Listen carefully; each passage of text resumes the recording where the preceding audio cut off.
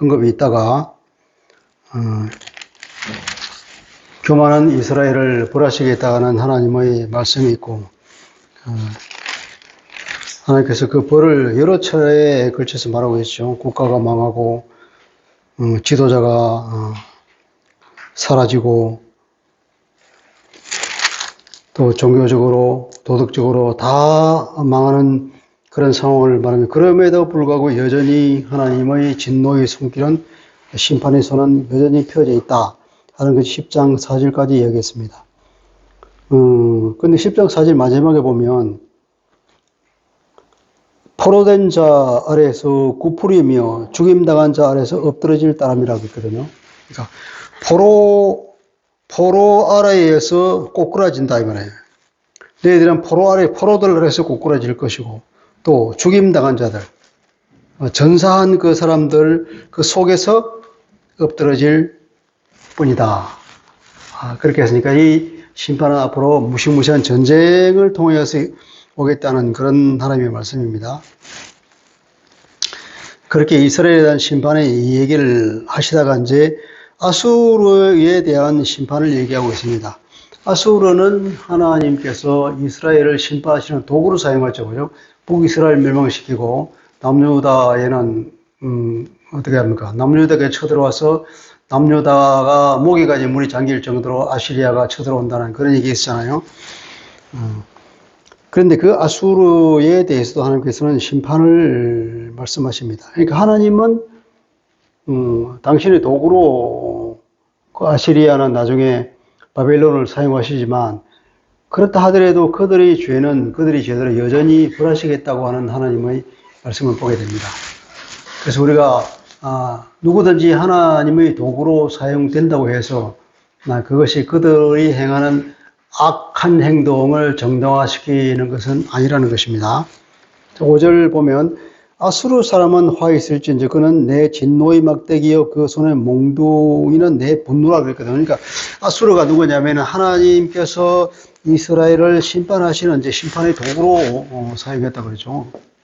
그 도구로 사용했습니다. 그러면 하나님의 의도에 합당하게 행동을 해야 되는데 그렇지 못하다는 겁니다. 6절에 보면 자 내가 그를 보내어 경건하지 아니한 나라를 치게 하며 그에게 명령하여 나를 노하게 한 백성을 쳐서 탈취하며 노락하게 하며 또 그들을 길거리에 진흙같이 비짓밟게 하려 하거든요. 그러니까 경건하지 아니한 자 하나님을 노하게 한 백성 경건하지 않고 하나님을 노하게 한 백성들은 하나님의 심판을 받죠. 그 심판의 도구로 이제 그들을 어떻게 하겠습니까? 그들을 치고 그들을 탈취하고 노력하고 또 짓밟아라 그랬거든요. 그러니까 그런 짓밟아라고 하는 것이 징계하라고 하는 것이 하나님의 의도인데 아수르는 무슨 마음을 가지냐면 7절 읽어봅시다.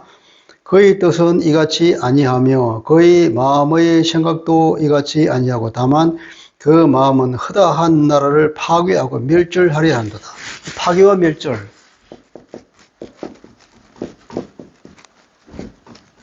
하나님의 뜻은 그들을 그냥 징계하는 데 그치라고 한 건데 이 아수르의 뜻은 파괴와 멸절을 일삼는다는 거죠. 그러니까 하나님의 뜻과 아시리아의 뜻은 다르잖아요. 다르니까 이 하나님의 징계가 아수르에게도 온다는 겁니다. 자, 8절에 보면 이 아수르가 또 얼마나 교만하냐면 그가 이러기를 내 고관들은 다 왕들이 아니냐. 자기들의 고관들이 왕이라면 자기는 그럼 뭡니까? 자기는 신이라는 얘기예요. 갈로는 갈그미스와 같지 아니하며 하맛은 아라밧과 같지 아니하며 사마리아는 다마식과 같지 아니하며 이 도시들이 어디에 있는지는 우리가 몰라도 갈로와 갈그미스 두 도시들을 이렇게 짝을 지었죠. 갈로는 갈그미스 같고 하맛은 아라밧 같고 사마리아는 다마섹 같다. 그러니까 앞에 놓은 도시들은 뒤에 놓은 도시들이 먼저 점령한 것처럼 여전히 아수르가 북부로부터 시작해서 계속 쳐들어오는 거죠. 이게 이제 북쪽 이스라엘이 있고 남쪽 유다가 있으면서 모든 도시들을 차례로 이렇게 점령해 놓는다는 거예요. 하나하나. 이렇게 다 자기가 점령했다는 거죠. 그러면서 내 손이 이미 우상을 섬기는 나라들에게 미쳤나니 그들이 조각한 신상들이 예루살렘과 사마리아의 신상들보다 뛰어났느니라. 자기는 마지막으로 하는 얘기가 이제 이스라엘과 유다를 자기가 침공하겠다는 이제 이런 얘기를 하면서 자기가 그동안에 많은 나라들을 쳤는데 이 나라들이 뭐 하는 나라냐면 다 각 지방마다 이게 신이 있단 말이에요. 그 신이 있으면은 우상이 있겠죠. 우상. 자기들이 만든 우상들이 있다. 이 우상들인데 이게 북이스라엘 사마리아와 예루살렘에 보면 이들이 만든 우상들이 있단 말이에요. 우상. 아시리아 왕이 하는 얘기예요. 자, 이들이 만든 우상들이 이들의 우상보다 훨씬 더 뛰어났다. 그러니 너희들은 뭐냐면은 아무것도 아니라는 거지.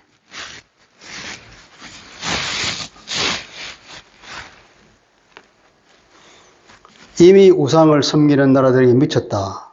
그들의 조각한 신상들이 예루살렘과 사마리아의 신상들보다도 뛰어났느니라. 내가 사마리아와 그 우상들에게 행함같이 예루살렘과 그 우상들에게 행하지 못하겠느냐. 사마리아와 그 우상들에게 행함같이. 이미 이게 사마리아도 쳤단 말이죠. 그것이 이제 예루살렘에도 못하겠느냐 하는 거죠. 이 말이 참 아이러니한 말이잖아요.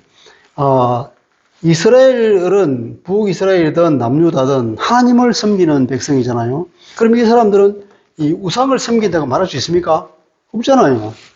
또 우상을 만들지도 않고 그럼에도 불구하고 아수르 왕은 같은 우상을 섬기는 그런 나라들로 그냥 한 묶음으로 취급해버립니다. 아수르 왕의 그 교만한 것을 드러낸 말이기도 하지만 또 한편으로는 이 사람들 얼마나 이게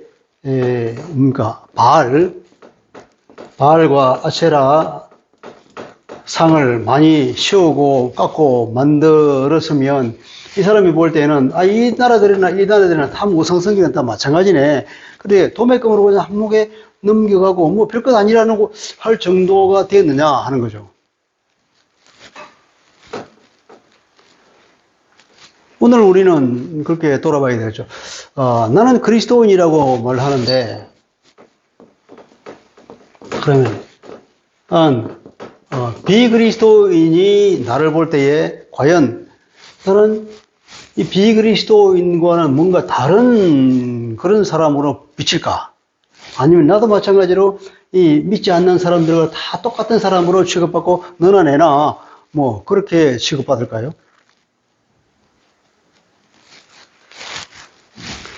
오늘 얼마나 많은 사람들이 그리스도인들이 제대로 그리스도를 드러내지 못했으면 개독교라는 얘기를 듣고 뭐 그렇게 조롱하고 비난하고 얼마나 많은 사람들이 목사를 비롯해서 그런 사회에 무리를 일으키는 사람들이 구속되고 그런 게 보입니까?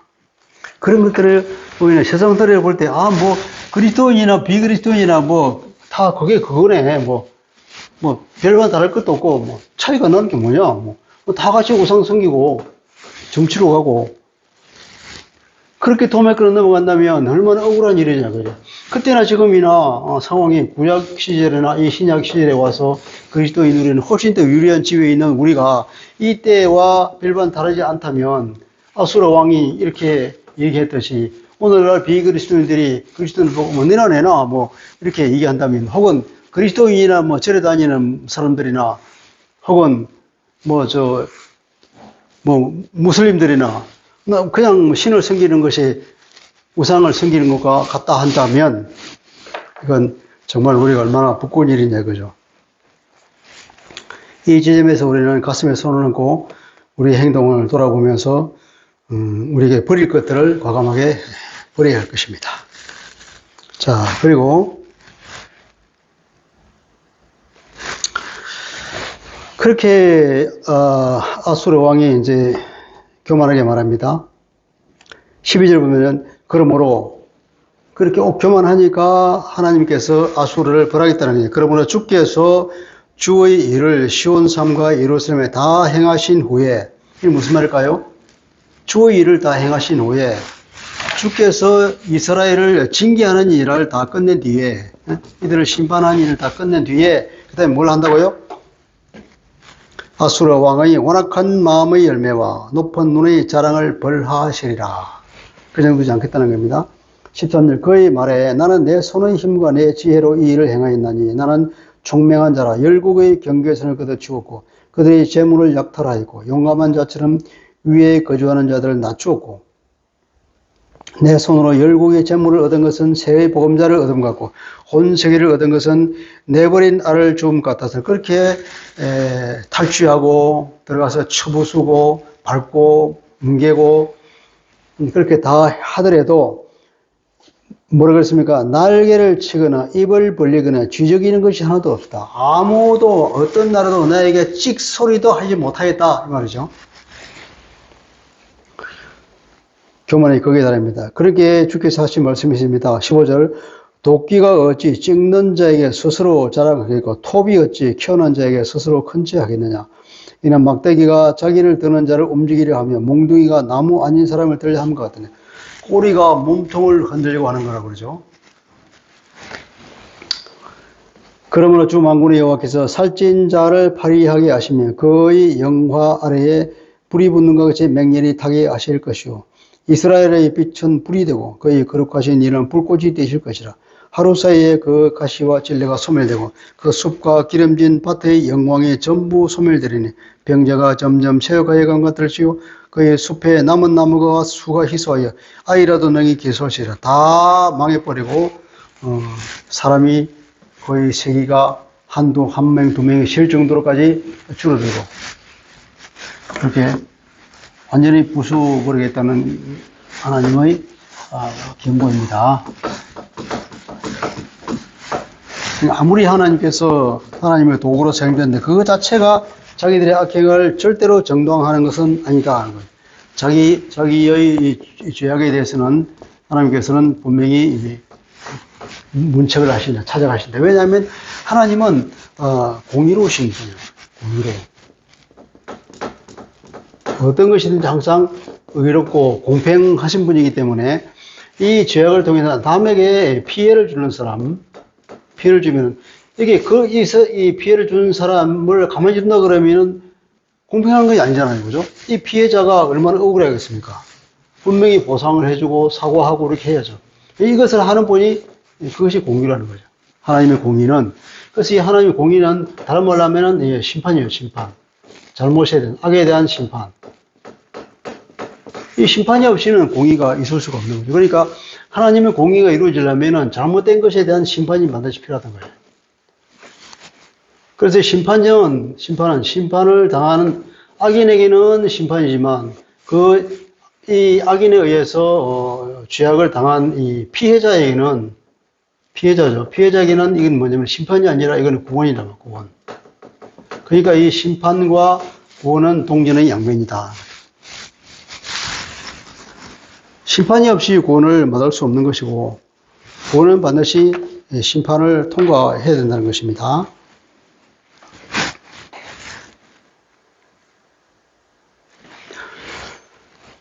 20절.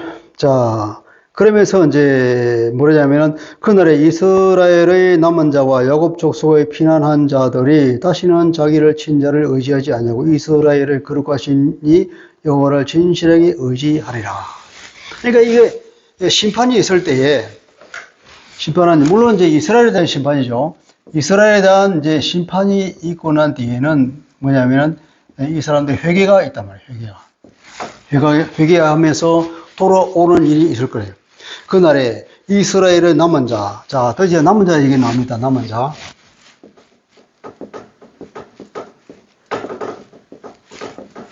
남은 자. 히브리 말로 쉐아르. 이 남은 자가 구원의 대상인 거죠. 심판하고 나면은 남은 자가 있겠죠, 그죠? 심판하고 나면 남은 자가, 이 남은 자가 구원의 대상이에요. 다 구원받는 것이 아니라 남은 자만 구원을 받는다. 근데 신약에서는 누가 구원받죠? 남은 자가 그 뭐습니까? 제가 그때 예수를 믿는 사람이 예수를 하나님의 아들로 구원자로 마음으로 영접한 이 사람이 구원을 받는다. 이 사람이 이 남은 자로. 이 남은 자라고 하는 것은 자기 능력으로 남은 것이 아니라 하나님의 은혜와 하나님의 긍휼에 의해서 남아 진자겠죠, 그죠? 스스로가 남은 자는 아무것도 없는 거예요. 하나님의 은혜로 하나님의 돌보심으로 그런 소수의 남은 자가 있다는 거죠. 그날에 이스라엘의 남은 자와 야곱 족속의 피난한 자들이 다시는 자기를 친자를 의지하지 않냐고 이스라엘을 거룩하신 이 여호와를 신실하게 의지하리니. 남은 자는 뭐냐면은 그 하나님을 신실하게 의지하는 사람입니다. 의지하는 거예요. 하나님을 의지하는 거예요. 사람을 의지하지 않고 외세를 의지하지 않고 오직 이스라엘의 하나님이신 그분, 하나님을 의지하는, 하나님 그분만 신실하게 의지하는 사람이고, 남은 자고 야곱의 남은 자가 능하신 하나님께 돌아올 것이라. 이 사람 남은 자는 어떤 사람이냐면 돌아오는 사람입니다. 돌아온다는 것은 회개가 존재되겠죠. 남은 자는 회개하고 하나님께 돌아오는 사람입니다. 하나님께 신실하게 의지하는 사람이다. 그죠?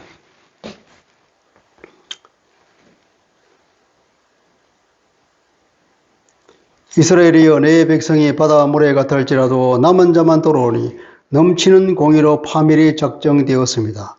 이미 작정된 파멸을 주 만군의 여호와께서 온 세계 중에 끝까지 행하시리로다. 이게 또 나오잖아요. 이제 넘치는 공의로 파멸이 작정되었다. 넘치는 공의. 파멸.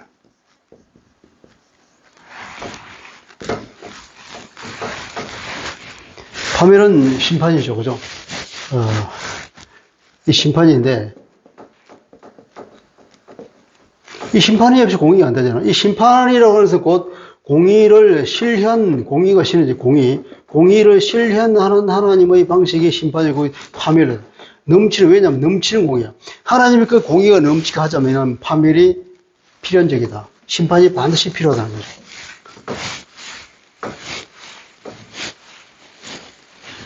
하나님께서 심판을 했더니 파멸이 있어요. 완전히 파멸이 이루어진 그곳에 뭐가 넘친다 그랬습니까? 공의가 넘친다.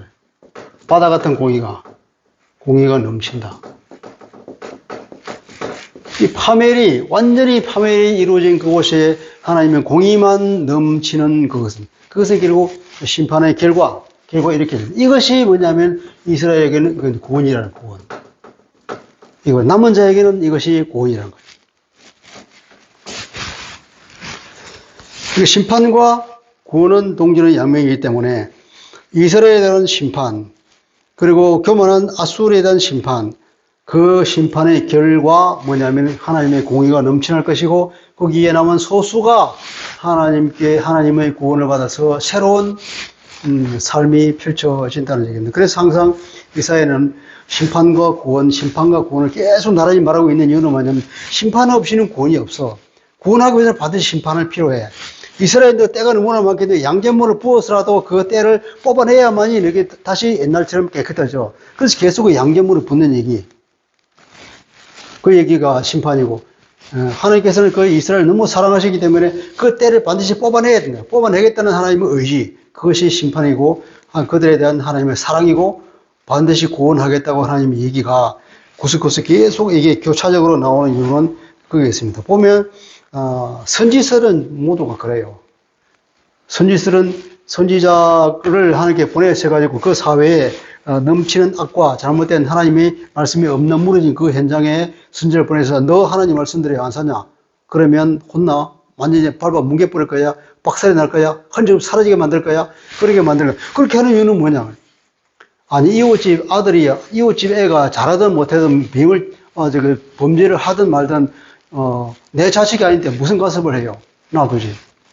내 자식이기 때문에, 너무나 사랑하기 때문에, 안타깝기 때문에 얘를 때려서라도 고치겠다고 하는 그 아버지의 마음이 하나님의 마음이래요.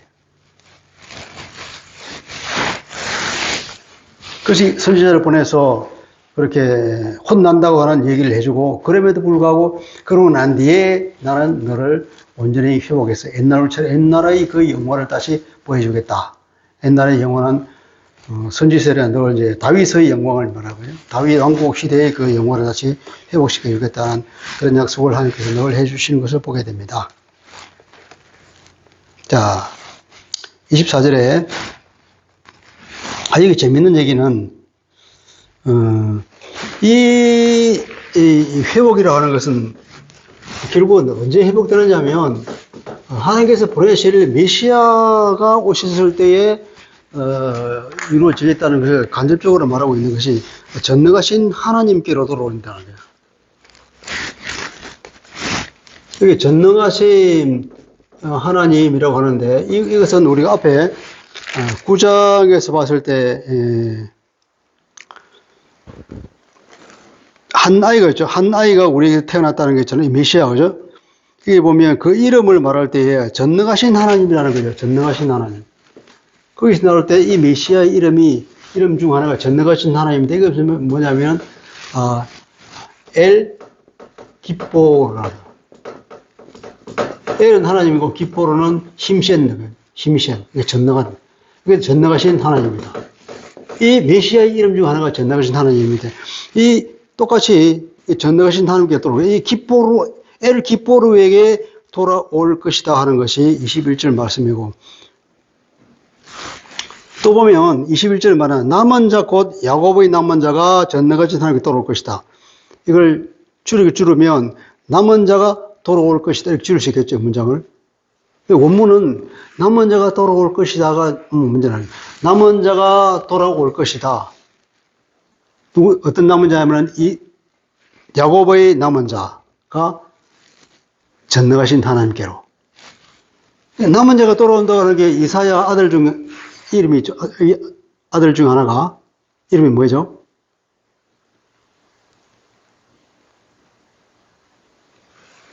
이사야의 아들 쉐아르 야슈브. 쉐아르 야슈브라고 하는 것. 스알 야수. 우리말로는 스알 요셉이래요. 이사의 아들이 스알 요셉이 있죠. 스알 요셉. 스알 요셉이 쉐아르 야슈브라는 거예요. 쉐아르가 이면 남은 자.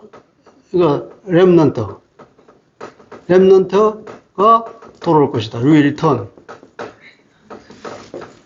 쉐아르가 야슈브다. 이 21절이 원문에 의하면 쉐아르 야수 이렇게 말해요. 쉐아르 야수백이 어떤 쉐아르냐? 쉐아르 야코브, 야곱의 남은 자. 쉐아르 야수브, 쉐아르 야고브 이렇게. 이거 돌아올 것인데 어디냐? 전능하신 엘 기포르. 기포르의 하나님에게로 그 야곱의 남은 자들이 돌아올 것이다. 이 쉐아르 야수브라는 게 뭐냐면 이사야 아들의 이름이어서 예언적으로 준 그 이름. 이 말이 이게 나오고, 메시아의 또 다른 이름인 엘 기포르가 이게 나오고, 그걸 보면 이제 결국은 우리가 뭘 짐작하냐면, 나중에 메시아가 올 때에 그때 메시아계로 돌아온다는 그런 얘기구나. 이게 최종적으로는 그게 이루어져요, 최종적으로는. 저 말씀의 이루어지는 최종적으로는, 메시아에게로 돌아오는 사람들. 그 얘기를 말하는 거죠. 물론 그전에는 이게 1차, 2차적으로는, 포로들이 이제 기환했잖아요. 이 바벨론 포로로 끌려가는 사람들.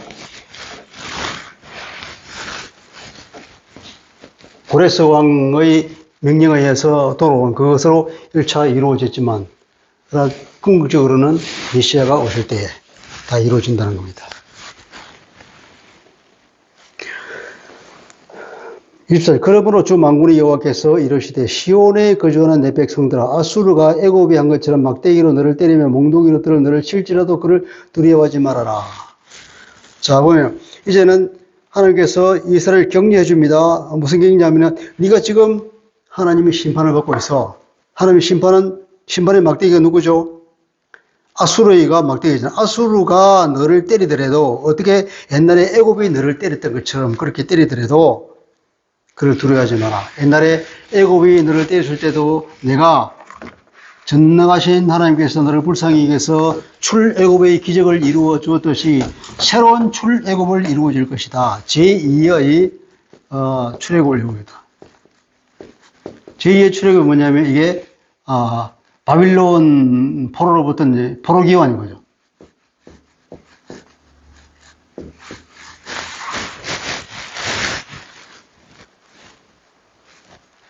근데 메시아가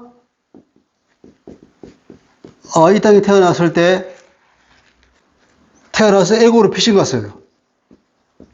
그리고 애굽에서 다시 돌아와서 이것도 출애굽의 그림을 그리고 있는 거예요. 계속해서 하나님께서는 옛날에 출애굽의 모습과 광야의 모습을 계속해서 상징적으로 보여주는 거예요. 구약에 보면.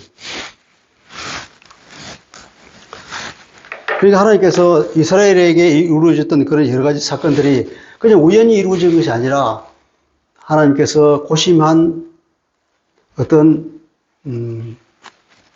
틀에 의해서 그렇게 이루어진 그것이 반복된다는 거죠. 신약에 그것도 반복해서 보여주고 그렇게 해서 하나님의 계획이 옛날부터 정해졌고 그것이 계속해서 하나님의 뜻과 하나님의 때에 따라서 이루어지고 있다. 이 시간도 그걸 보여주는 겁니다. 그러니까 하나님께서 얼마나 우리를 사랑하시는지, 하나님의 특권을 받은 사람이 얼마나 안전한지, 걱정할 것이 없는지를 우리가 또 누릴 수, 이해할 수 있죠. 그러니까 징계를 받더라도 무서워하지 말라는 겁니다. 이제 아수르가 쳐들어와서 막대기로 너를 때리더라도 두려워하지 말아라. 내가 오래지 아니하여서 너에게는 분을 거치고 그들은 내 진노로 멸하리라. 내 진노로 멸하리라 하는 것은 이게 주전 701년에 누가 쳐들어왔죠? 아수르 왕. 기름이 생각나네요, 그 사람. 그런데 히스기야 왕 때. 히스기야 왕 때 주전 701년에 지금 뭐 난리가 났잖아요. 완전히 이제 풍전등화로 예루살렘이 함락 직전에 있었는데 하나님께서 천사를 보내가지고 이 18만 5천 명을 하루아침에 다 죽여버린 거죠. 그래서 이 왕은 할 수 없이 자기 나라로 철군을 할 수밖에 없어요. 돌아갔는데 수년 후에 이 사람은 어떻게 됐죠? 자기 아들에 의해서 암살을 당했단 말이에요. 그러고 나서는 아수르는 국력이 급속도로 떨어진 거죠. 그래가지고 612년 아수르 612년에 이게 니느웨에 함락됐구나. 니느웨에 함락된 거죠. 이게 떠나고 난 뒤에는 이제 이 기간 동안에 이게 적어도 한 90년, 90년 되죠. 이 90년 정도 되는 기간 동안은 이제 이게 시간을 번 거죠. 바벨론이 일어나가지고 아수르를 치면서 612년 니느웨 함락되었어. 그리고 이때 바벨론이 그때부터 힘을 얻어서 이제 막 새로운 패권을 잡고 들어오면서 609년에 요시야 왕이 밖으로 나갔다가 거기서 죽잖아요. 전사하고. 이때부터 이제 유다는 급전직하로 떨어지는 거죠.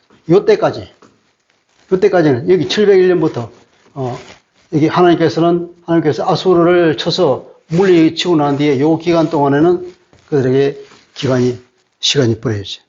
이 기간 동안 자기들이 충분히 또 회개하고 돌아오고 했어야 되는데 그 유예 기간을 그냥 헛으로 쓰는 바람에 안타깝게 됐죠.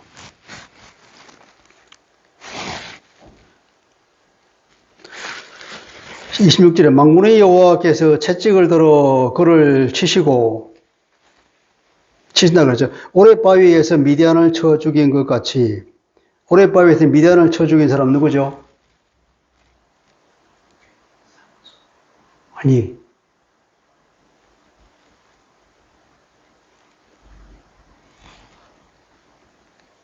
그 300, 응? 기도원, 그렇지. 예, 기도원 사사 때에 이런, 그러니까 이게, 오랫바위에서 미디안을 쳐 죽이던 기도원을 얘기하고 있는데, 기도원, 하나님께서 그 겁쟁이 기도원을 용사로 만드셔서 일을 하셨듯이 그렇게 하신다는 거예요. 하실 것이고, 또 막대기를 드시되 바다를 향하여 애굽에서 하신 것 같이 막대기를 들어서 애굽에서 하신 거예요. 모세가 막대기를 드니까 홍해 바다가 갈라졌잖아요. 그것처럼. 또다시 하나님께서 주권적으로 개입하여서 이런 일을 이룰 것이다 하는 겁니다. 20절, 그날에 그 무거운 짐이 내 어깨에서 떠나고 그 멍에가 내 목에서 벗어지되, 이스라엘이 아수르가 지어진 그 압제의 올가미에서 벗어난다는 겁니다. 벗어내고 내 목에서 이제 벗어지되 내 목에서 기름진 까닭에 멍에가 부러지리라. 기름진 까닭에 하는 것은 이제 이해하기 쉽지 않잖아요. 이게 참 이해하기 쉽지 않아서 원문을 찾아봤더니 역시 이해하기 쉽더라고. 그래, 기름진 까닭에 이제 원문을 찾아보면 마찬가지로 그냥 기름 때문에, 이게 기름 때문에. 이 기름이 뭘까? 이제 기름 때문에 벗어진다. 기름이 미끌미끌해서 뭐 됐습니까? 그건 아닐 테고, 이 멍에가 이 기름 때문에 벗어진다는 것은 이제, 멍에를 진 이스라엘이 이제 잘 먹고 몸이 튼튼해서 기름기가 많아져서 자기 힘이 세니까, 그 멍에가 벗어지는 것이다. 이렇게 이해하는 사람이 있고, 또 어떤 사람은, 기름 때문에 그랬으니까, 기름 부음. 다른 말하면 이건, 메시아. 기름 부음, 곧 메시아를 상징하는 것인데, 메시아가 오면 그때 벗어질 것이다. 그렇게 해석하는 사람이 있고, 또, 이것도 아니면, 이제 그냥 이게, 까다롭게 하는 이 얘기를, 잘못 썼다고 얘기하고, 뭐, 여러 가지 이제 잘못 썼다고 장황한 설명을 하는 경우가 있어요. 그러니까, 이건 원문을 보더라도 정확한 뜻이 뭔지를 모르는, 아마, 대부분이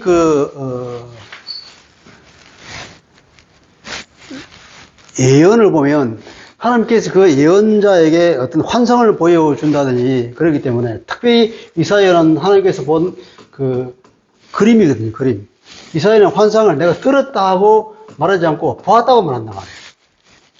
그러니까 이사야는 하나님의 음성을 들었기보다는 하나님의 쫙 보여주는 듯한 그림을 본 것 같아요. 그 그림을 보니까 그림을 보고 자기 본대로 그냥 썼기 때문에 우리가 이해하기 힘든 부분이 들어있지 않을까 그런 생각이 들어요.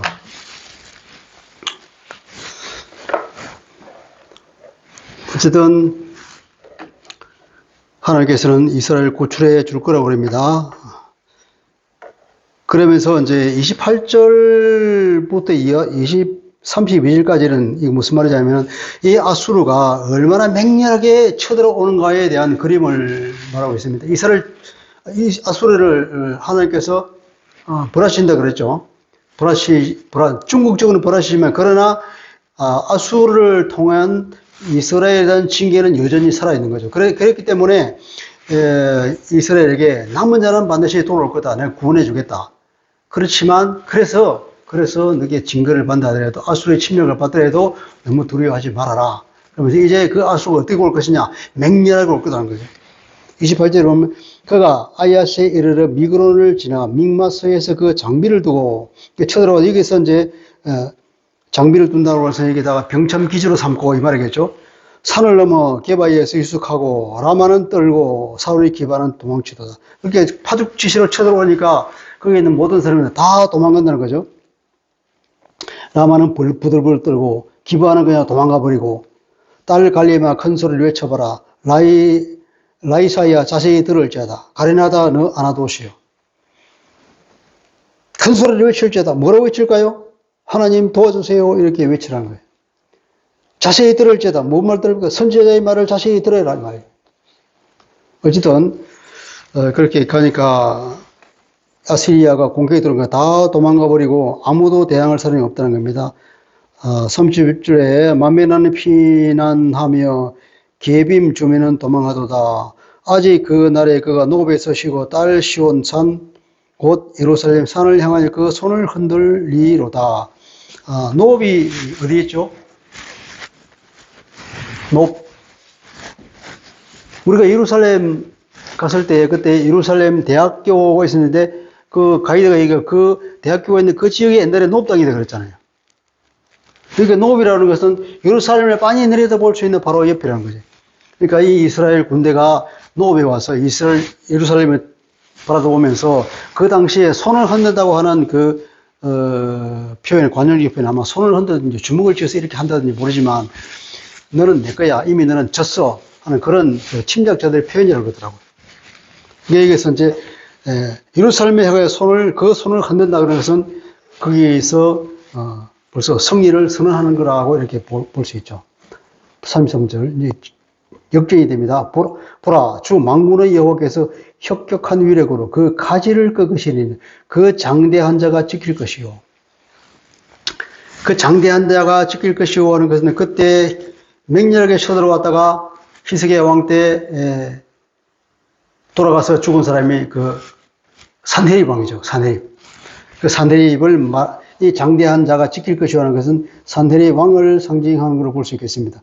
그 높은 자가 낮아질 것이며 하나님께서는 쇠로 그 빽빽한 숲을 확 베어버릴 것이며 레바논이 권능 있는 자에게 배임을 당하리라. 레바논을 말한 것이 아니라 레바논에 있는 그 높은 백향모들 있잖아요. 그 여기서는 이제 아시리아의 그 장관들, 군대들, 장군들 이렇게 말하겠죠. 산헤립 왕을 위시한 모든 그런 사람들. 그 레바논의 백향목 같은 그런 장대한 자들이 다 배임을 당할 것이다. 하나님께 다 베어버릴 것이다. 이렇게 해서 이제 11절, 12절로 오면은 하나님께서 완전한 새로운 이제 비전을 보여줍니다. 이사야에게. 이렇게 이스라엘이 심판받고, 그리고 심판한 그 아시리아를도 하나님께서 심판해주고, 그리고 심판이 끝났으니까 이제 구원이 이루어지겠죠. 구원이 이루어지게 새로운 세상에 대한 비전을 11장에서 말해주고 있습니다. 그리고 12장에서는 그렇게 하신 하나님을 찬양하는 것으로 이제 이사야에서 제일 첫 단락이 끝나는 것입니다. 자, 기도하겠습니다. 그리고 하신 아버지, 오늘은 이사야 10장에서 나오는 하나님의 도구로 사용된 그 아시리아가 도구인 주제에 너무나 교만하고 자기 능력으로 모든 걸 했다고 기고만장하는 그 아수르에 대해서 하나님께서 반드시 심판하시겠다는 그 선언을 하시면서, 그리고 이스라엘에게 다시금 희망을 줍니다. 이 심판을 통하여서 남은 자는 반드시 하나님께서 회복시켜 주실 것이라는 그 약속을 해 주시고 있는 것을 보게 됩니다. 그리고 그 침략자 아수르군 아무리 기세등등하게 들어온다 하더라도 하나님께서는 한 번에 그 나무 레바논의 백향목을 베어버리듯이 하나님이 그 전능하신 손길로 다 베어버릴 것이라는 하나님의 예언의 말씀과 또 위로의 말씀을 보게 됩니다. 하나님은 당신의 백성들을 사랑하시되 끝까지 사랑하시고 그들이 아무리 악한 죄를 저질렀다 하더라도 그들을 끝내 버리지 아니하시고 그 모든 죄악을 뿌리째 뽑아서라도 다시금 회복시키시라는 하나님의 그 놀라운 사랑을 보게 됩니다. 하나님 그것을 보면 우리가 죄로 인해서 징계를 받는 것이 참으로 큰 복인 줄 믿습니다. 비록 우리가 잘못을 하고 죄를 지어서 하나님의 징계를 받는다 손치더라도 끝까지 우리가 주님께 남아있으며 신실하게 주님을 의지하면서 그리고 회개하고 주께로 돌아오는 그런 마음으로 하나님께서 기대하는 그런 삶의 모습을 보여서 우리 주님께 다시금 수행받는 그래하여 다시금 주님으로부터 칭찬을 받는 하나님의 신실한 백성으로 살아갈 수 있도록 은혜를 더하여 주옵소서. 예수 그리스도 이름으로 기도합니다. 아멘.